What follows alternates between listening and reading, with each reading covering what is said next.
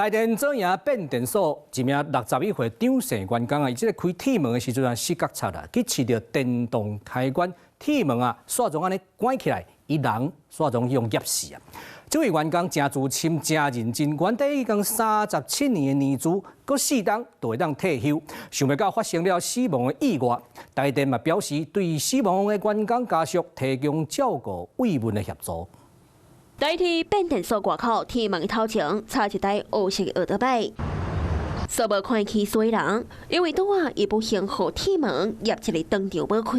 原来伊是台电巡检班的班长，做事都亲力亲为，那都做到最好的，都尽量把自己的生命燃烧在这一块。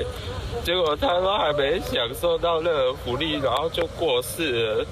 这种事情叫我怎么接受啊？他每天上班就是从家里骑摩托车来到我们变电所，开工程车辆回到去处去刷卡上班。在门开启的过程，他就走出来牵到摩托车，他触动了安全机制，门停止运转。代志发生伫今日一早起，当时61岁姓张的男子骑奥特曼上班，入去变电所内底试开关，要将铁门拍开，所拢无反应。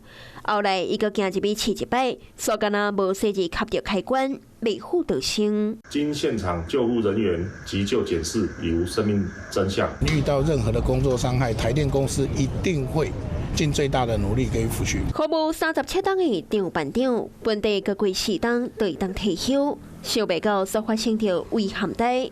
台铁表示，后续将会提供护士等等的协助。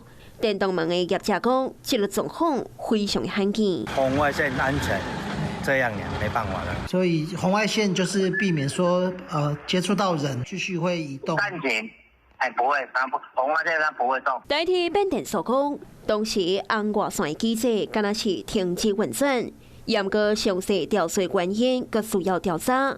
是讲出国上班所发生这个代志，也互家属非常的悲痛。Hello， 我是张新文。想要抢先掌握最及时的新闻资讯吗？赶快订阅、按赞、开启小铃铛，锁定华视新闻 YouTube 频道。